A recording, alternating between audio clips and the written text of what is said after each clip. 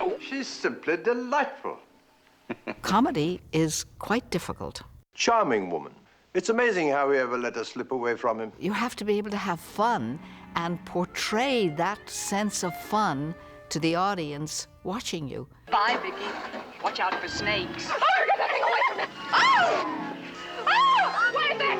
You give your sister her half of this. I am the woman you love to hate.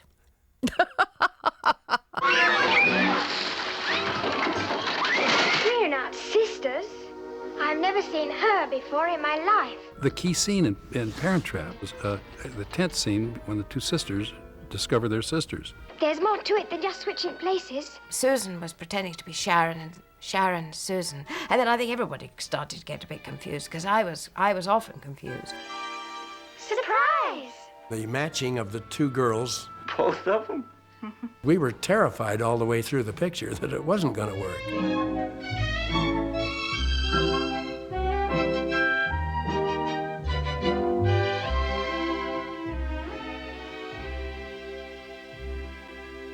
I meet people all the time and have letters all the time, still to this day, from people who say that The Parent Trap was a very important film for them. It was a very significant film in their life, that they found it a really empowering movie because the children, you know, take charge of the situation. We're in trouble. I'll have to bring Mother out here immediately. And bring it to a very satisfactory conclusion. The best films, I think, are where you have a cast of competent people and a wonderful script. I knew something would go wrong. No, nothing has gone wrong. Nothing's gone when I got wrong. here. She'd already unpacked. She's going to spend the night? Mitch, I won't have that. Now, wait a minute. You're reading implications into... I have to give credit to one marvelous piece of talent that Walt hired. He had a knack for hiring good talent, and one of the most important, was a fellow named Bill Dover, who ran his story department for him. Bill was an insatiable reader, and he found The Parent Trap as a short novelette, this German author, about two little German girls who meet in camp and switch places, and convinced Walt to buy it. Walt gave it to me. What do you think? I said, I think it's a winner. And he said, let's go on it. And about 6 weeks later, we had a first draft script.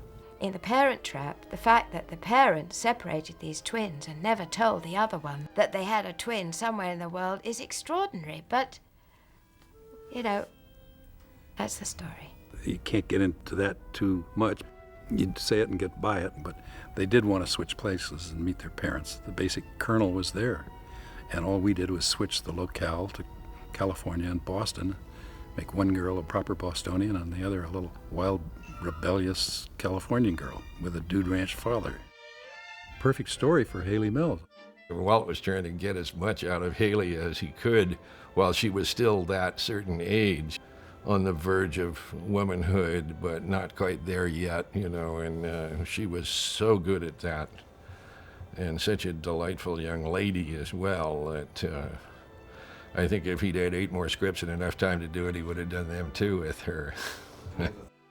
It's a simple story of 2 girls and 2 parents and a third woman. Oh, divine. Oh, Mitch, she's simply breathtaking. I was just thinking the same thing about you, dear. At my age. Oh, you are a sweet child.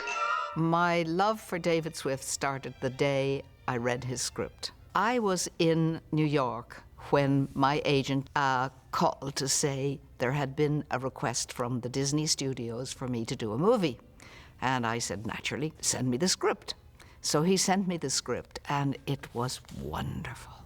And then he's so wonderful as a director, kind, good, strict, listens, contradicts, and gives you great confidence in yourself. So that's David Swift. Sometimes a writer gets words a little too tricky and they have to untwist them, and I don't mind doing that on a set if a line can be rewritten simpler. I also tell the actors, if they can give this emotion without dialogue, please do so, because that's what this is all about. It's a camera that photographs the workings in your head, and we'll see it in your eyes. There you are. Now, did you two get to know each other? Yes. We had a lovely little talk. I can only remember rewriting some of the Joanna Barnes lines, simply because it didn't fit the location. When you're writing these scripts, you can't tell how long it takes to get from one place to another in your directions. So sometimes we had to either eliminate or add dialogue to cover that distance of travel. It was a wonderful script, and, you know, the Disney machine was going to be behind it, and it was going to, you know, be very appealing to families and children. Get me out of this stinking fresh air!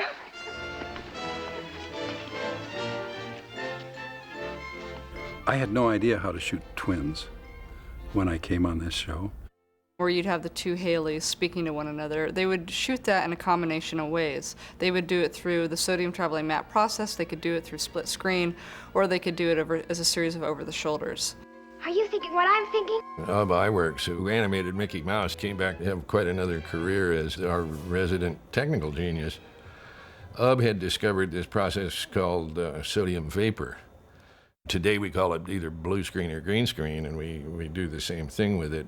It was very experimental, and it was very exciting, I'm sure, for the time. We shot some, and then they went back to just shooting regular scenes for a week while we put this first deal together to see how it was going to work. So we sat there, fingers crossed and nervous, but the first ones just worked exactly as planned. Can you imagine what it must have been like to get these results back and see such an effect created for the very first time? What did we do? Traveling mats and the split screens were probably doubled or tripled as a result of the first day they saw them put together. And they decided the picture was going to really be super. It was just delightful. When you're doing something with split screens, so much of it is mechanics. When Ub came on the set, everybody looked at him as sort of the technical guru, and the directors relied heavily on Ub's skills to achieve the best results. Today, everything is done digitally, whereas back then it was all photochemical mats, and it was a very much more tangible process and difficult to achieve. It really took a visionary like Ub Iwerks to be able to see what the final result was going to be. What are you saying? The traveling matte process was an amazing revolution. When he came out with that, Disney was ahead of the game from any other studio in the industry at that time. They were doing things nobody else was doing. You could shoot an actor in the foreground, you could shoot a background, completely different location. The day that we go for our walk in the park in Boston, we didn't actually go to a park in Boston, we were in the studios. And our walk was actually on a kind of treadmill. I wouldn't remember it. I remember. And she had to walk on the treadmill and burst into song. Now, I thought that was a very difficult thing to do. What he did is laying the groundwork for much of the work that Pixar does today and other computer graphic companies. There were several scenes where we were able to use this stand-in. We would alternate positions at different times. Whenever there's two, it's Hayley. Is it cold in here? I'm hot.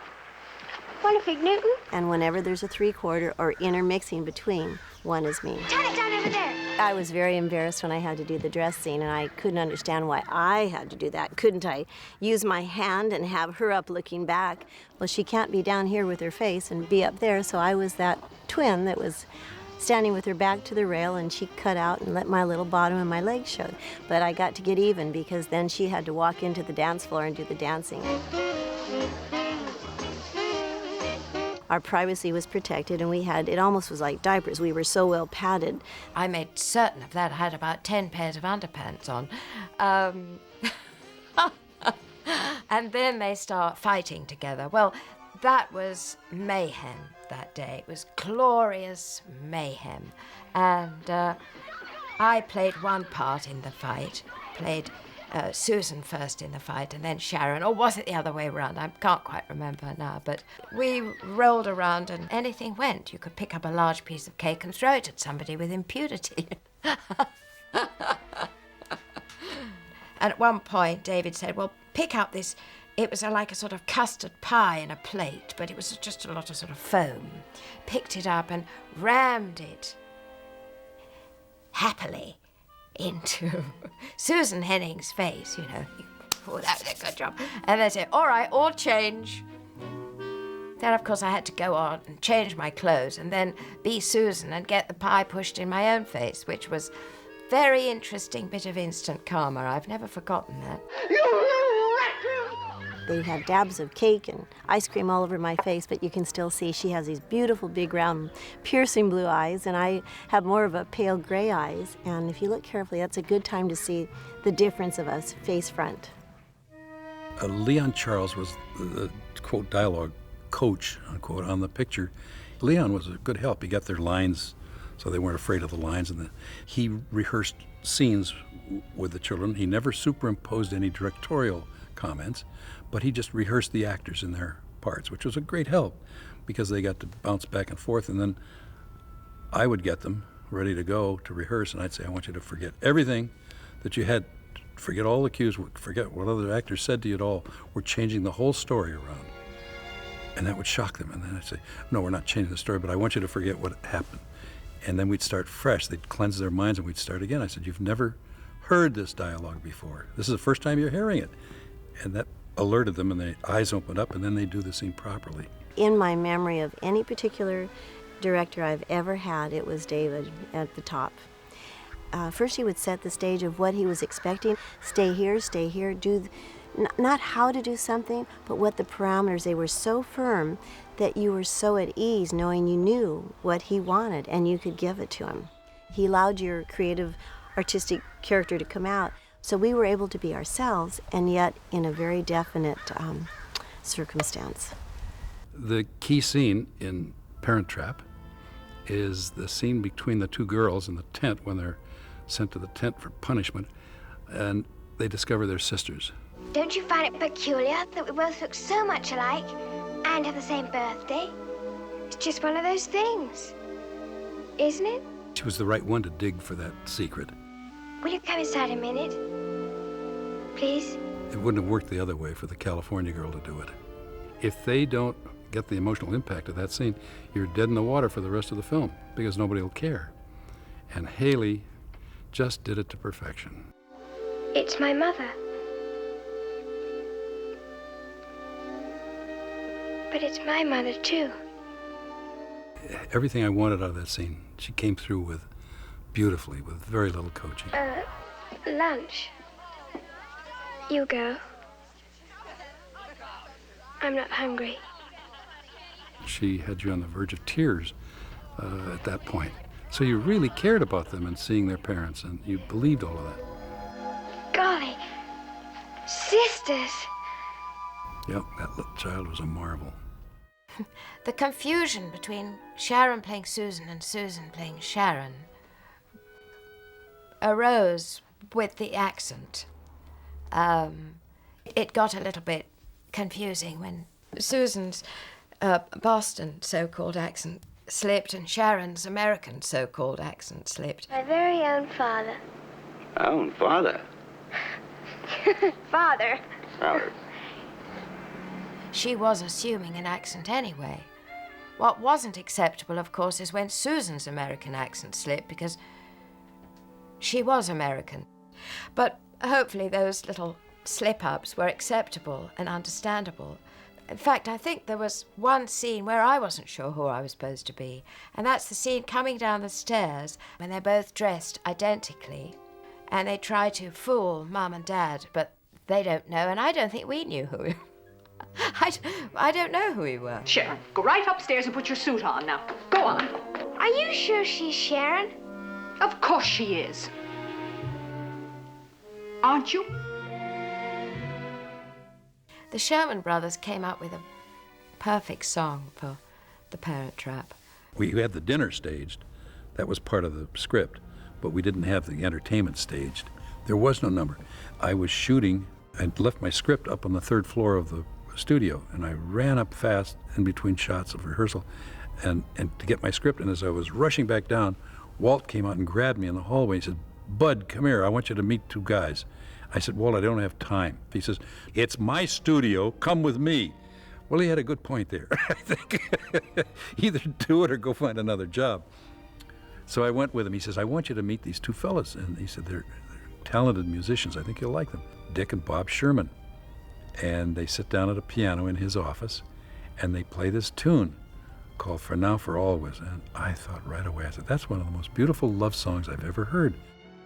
For now, for always, our love will stay as warm as summer, for come what may.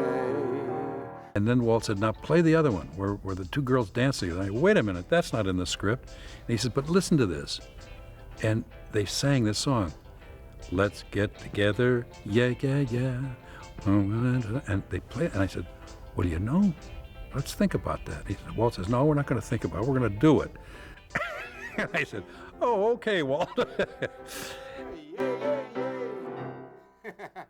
That was the first intimation I had that we were going to do a musical number. Yeah, yeah, yeah was before the Beatles. Yeah, that was before we said, let's get together, yeah, yeah, yeah. And they said, she loves you, yeah, yeah, yeah. It was not quite the same. I tried to get Walt to cut the violin playing, but he wouldn't do that. He wouldn't cut anything. God bless him. He used to, when we were making the film, Parent Trap, he used to come down on the set, not every day, but almost every day. And our director, David Swift, would close the set to honor the head of the studio.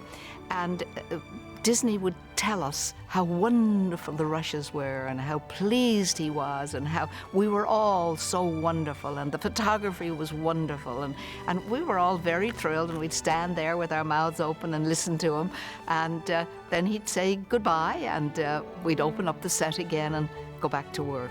When Walt Disney walked onto the set here, and all the crew and everybody, craft services and everybody saying, hi, Uncle Walt, I thought, isn't that the nicest thing? Isn't that darling? I mean, these people are crazy about the man. We'd sit and he'd tell us stories, or we were just part of a family. You know, the whole cast was incredible. It really, really was. And of course, then we had a director, David Swift, and nobody was better than him. You don't need a director for this kind of a cast. He was wonderful and a fine, fine writer. He wrote a magnificent script, and it was a compliment to all of us to perform his work. And it's amazing how popular that movie really is.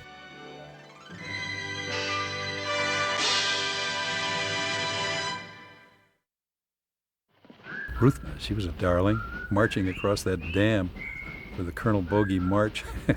They needed lots of extras for that, so they took actually the girls from the neighboring camps, and they were the girls that marched behind the extras that were in the film. I don't think David was happy that day. I was so furious because I'd worked for hours to get those little girls to lead off with their left foot, and they were all, couldn't march at all. I understand that the studio has some behind-the-camera footage of me yelling at the girls. I can remember now as the girls are marching, and I was furious with them because they wouldn't march like soldiers. I remember running out there and yelling, left, left, right, left. And one of them was marching with her left foot going with the left arm going. It was a dreadful, straggly, waggly procession. But I guess in the end, it was better that way because they're little girls. They're not soldiers.